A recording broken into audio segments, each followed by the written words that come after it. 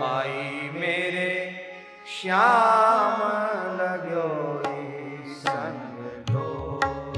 पर माताओं को अपने सौभाग्य चिन्ह कभी उतारने नहीं चाहिए किसी भी स्थिति में, जब तक कि उनका पति दिवंगत न हुआ हो। पति के यदि पत्नी के सामने पति की मृत्यु होती है तो अपने सौभाग्य के चिन्ह पति के चरणों में अर्पित करके फिर एक महान साधिका के समान अपना शेष जीवन बड़ी पवित्रता से व्यतीत करती है। ये हमारे भारतवर्ष की पवित्र परंपरा है। आप लोग अन्यथा न माने और बुरा भी न माने, और बुरा मान जाएंगे तो उसमें हमारा कोई घाटा नहीं है, क्योंकि आपको प्रसन्न करके हमें कुछ आपसे चाहिए नहीं। तो आप बुरा मानो चाहे भला मानो, इससे कोई प्रयोजन नहीं है। जो सही बात उसको हम कहेंगे। वर्तमान समय में माताएं सौभाग्य चिन्हों के प्रति अत्यंत उदासीन हो गई, जो हिंदू सनातन संस्कृति के लिए, भारतीय संस्कृति के लिए अत्यंत कष्टकारी है।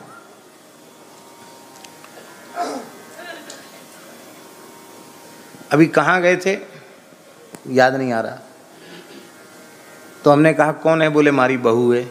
बहू है? बहू कहाँ से लग रही है? बहू है हैं? हाँ, अहमदाबाद। हाँ, अहमदाबाद की ही बात। कहाँ से बहू लग रही भाई? गले में मंगलसूत्र नहीं है, मांग में सिंदूर नहीं है, पैर में बिछुड़ी नहीं है, पायल नहीं है। ये माताओं के सौभाग्य के चिन्ह हैं। कहाँ से बहू लग रही है? जो स्त्रियां अपने पति के रहते हुए सौभाग्य चिन्हों का त्याग करती हैं, उनसे पति पुत्र दोनों का अमंगल होता है।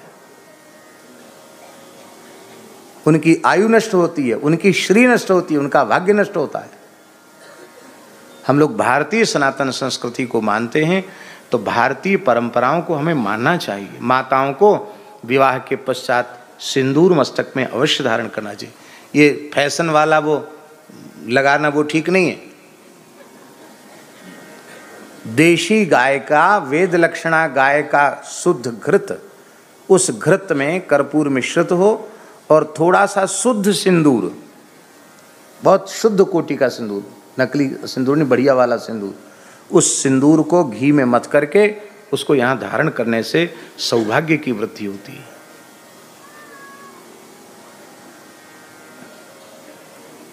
ये सौमंगल चिन्ह है, नासिका का चिन्ह, कर्ण के चिन्ह, ये सौभाग्य के चिन्ह है। हाथ में चूड़ी, ये सौभाग्य के चिन्ह है।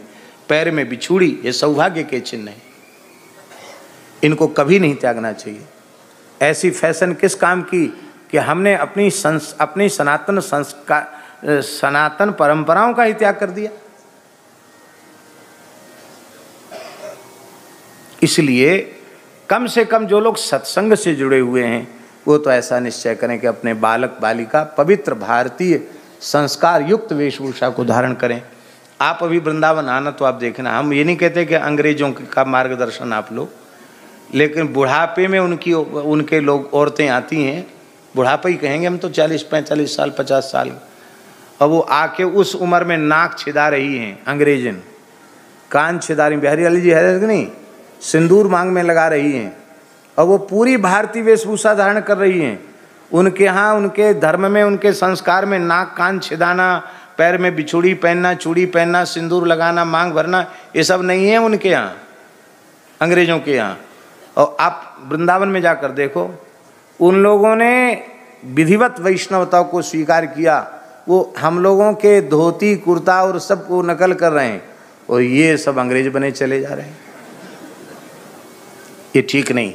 कई बार सत्संग करने वाले परिवारों में भी जाने के बाद जब इस प्रकार के संस्कार दिखाई पड़ते हैं तो मन में प्रसन्नता नहीं होती है। इसलिए हमारी प्रार्थना है, आप द्विजाति हैं, ब्राह्मण हैं अथवा क्षत्रिय हैं अथवा वैश्य हैं, आप यदि द्विजाति कुल में पैदा हुए हैं तो अपने संतान के समय से यज्ञोपवीत जरूर कराओ। उनको कम से कम सूर्यार्घ दें, कम से कम 1 माला गायत्री का जप करें। इतना भी करेंगे तो उनका द्विजातित्व सुरक्षित रहेगा।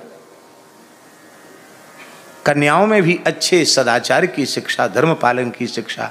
लड़कियां बच्चियां खूब पढ़ें, पर कम से कम रामचरितमानस के 5 दोहा जरूर पढ़ें, अनुसंधान पूर्वक पढ़ें।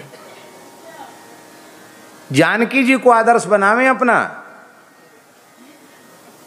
जिनको देख करके चित्रकूट में जनक जी रो पड़े थे, बेटी पुत्री पवित्र किए कुल दो, दोनों कुल तुमने पवित्र कर दिए। सूर्य वंश को पवित्र कर दिया, निमि वंश को भी पवित्र कर दिया। यह है हमारी भारतीय नारियों की शोभा। श्याम